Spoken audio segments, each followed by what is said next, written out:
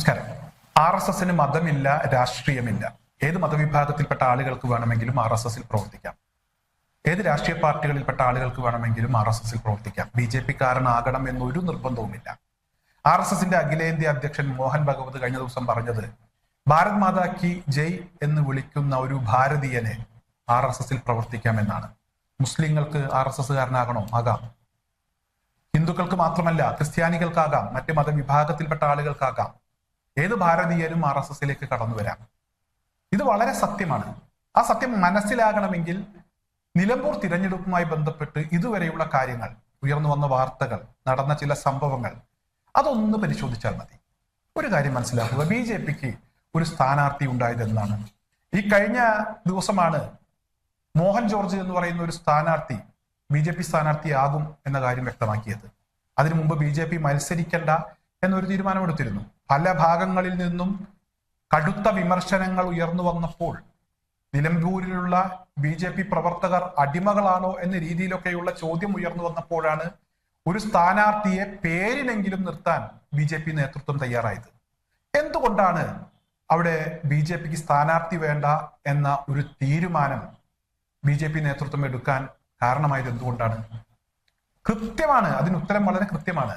അതായത് ആര്യാടൻ ഷൗക്കത്ത് എന്ന് പറയുന്ന വ്യക്തി മുസ്ലിം മതവിഭാഗവുമായി ബന്ധപ്പെട്ട് നിൽക്കുന്ന ആളുകൾക്കെതിരെ, പ്രത്യേകിച്ച് സുന്നി വിശ്വാസവുമായി ബന്ധപ്പെട്ട് നിൽക്കുന്ന ആളുകൾക്കെതിരെ പലപ്പോഴും പല വിധത്തിലും കടന്നാക്രമിച്ചിട്ടുണ്ട്. അത്തരത്തിലുള്ള ആളുകളെ കടന്നാക്രമിച്ചിട്ടുണ്ട്. ആര്യാടൻ ഷൗക്കത്തിന്റെ പിതാവ് ആര്യാടൻ മുഹമ്മദും അത്തരത്തിലുള്ള പല വിധത്തിലുമുള്ള പരാമർശങ്ങൾ നടത്തിയിട്ടുണ്ട്, അധിക്ഷേപങ്ങൾ നടത്തിയിട്ടുണ്ട്. പാണക്കാട് കുടുംബത്തിനെതിരെ അധിക്ഷേപം ഉണ്ടായിട്ടുണ്ട്.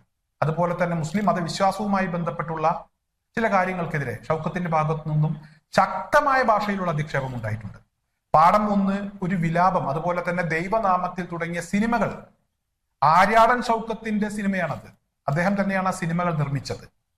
അത്തരത്തിലുള്ള സിനിമകൾ മുസ്ലിം സമുദായത്തിനെതിരെ കൊണ്ടുവന്നിട്ടുള്ള ഡാമേജ് ചെറുതല്ല, വലിയ ഡാമേജ് തന്നെ ഇത്തരത്തിലുള്ള സിനിമകൾ ഉണ്ടാക്കിയിട്ടുണ്ട്. സംഘപരിവാർ ശക്തികൾക്ക് മുസ്ലിം സമുദായത്തെ, സമൂഹത്തെ കടന്നാക്രമിക്കാൻ, അടച്ചാക്ഷേപിക്കാൻ ഈ സിനിമകൾ ഒരു പരിധിവരെ സഹായകരമായിട്ടുണ്ട്. അത്തരത്തിലുള്ള ഒരു ആര്യാടൻ ഷൗക്കത്ത് നിലമ്പൂരിൽ മത്സരിക്കുമ്പോൾ, സ്ഥാനാർത്ഥിയായി വരുമ്പോൾ BJPക്ക് എങ്ങനെ അവിടെ ഒരു സ്ഥാനാർത്ഥിയെ നിർത്താൻ കഴിയും? RSSനെ സംബന്ധിച്ചിടത്തോളം മതം അവർക്കൊരു പ്രശ്നമല്ല. RSS എടുക്കുന്ന തീരുമാനങ്ങൾ നടപ്പിലാക്കാൻ കഴിയുന്ന ആളുകളെ കിട്ടിയാൽ മതി. RSSന്റെ ആശയം ഉൾക്കൊള്ളാൻ കഴിയുന്ന ആളുകളെ കിട്ടുക. RSSനെ സംബന്ധിച്ചിടത്തോളം മുസ്ലിങ്ങൾ അവരുടെ ശത്രുക്കളാണ്.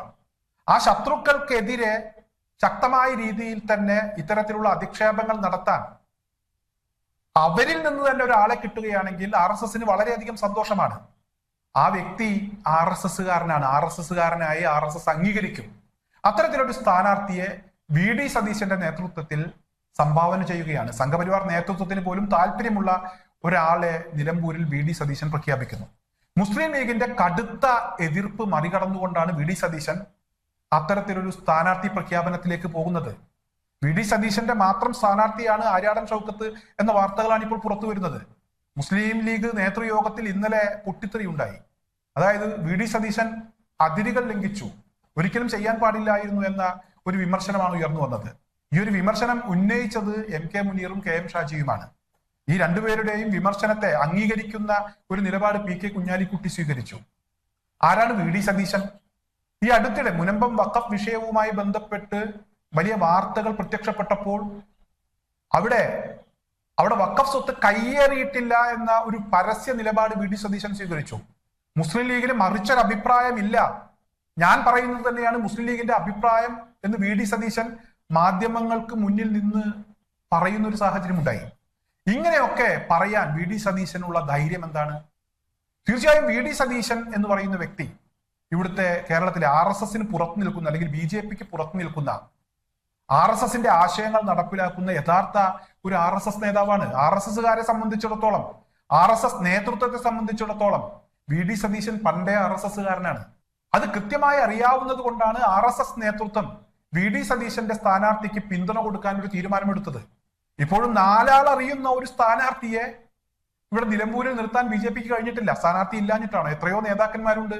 ഒരു ഉപതെരഞ്ഞെടുപ്പ് എന്ന് പറയുമ്പോൾ സംസ്ഥാനത്തെ മുഴുവൻ നേതാക്കളെയും അവിടെ കൊണ്ടുവന്ന് പ്രചരണ പ്രവർത്തനങ്ങളിൽ അവരെ പങ്കാളിയാക്കാം. രാജ്യം ഭരിക്കുന്ന പാർട്ടിയാണ് BJP.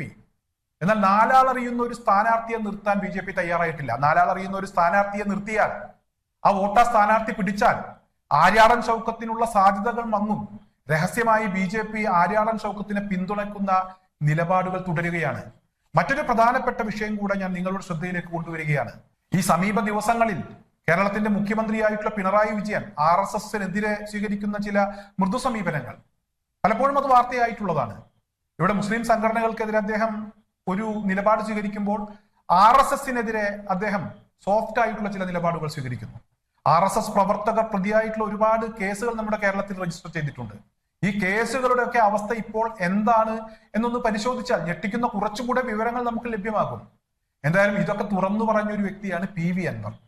PV അൻവറിനെ ഒതുക്കാൻ തൽക്കാലം RSSന്റെ സഹായം മേടിക്കേണ്ട ഒരു സാഹചര്യം നിലമ്പൂരിൽ CPMനുണ്ട്, പിണറായി വിജയനുണ്ട്. അദ്ദേഹം പലപ്പോഴും RSSനെ അനുകൂലിക്കുന്ന ചില നിലപാടുകൾ സ്വീകരിച്ചിട്ടുണ്ട്. അത്തരത്തിലുള്ള വാർത്തകൾ പുറത്തു വന്നിട്ടുണ്ട്. എന്തായാലും നിലമ്പൂരിൽ BJP ഉരുണ്ട് കളിച്ചത് ആര്യാടൻ ഷൗക്കത്തിന് വേണ്ടിയാണ്. എല്ലാ കാര്യങ്ങളും ഇപ്പോൾ ഏറെക്കുറെ പൊളിഞ്ഞടുങ്ങിക്കൊണ്ടിരിക്കുകയാണ്. കുറച്ചുകൂടെ വിഷയങ്ങൾ, വിവരങ്ങൾ വരും ദിവസങ്ങളിൽ പുറത്തു വരും എന്ന് തന്നെയാണ് പ്രതീക്ഷിക്കുന്നത്.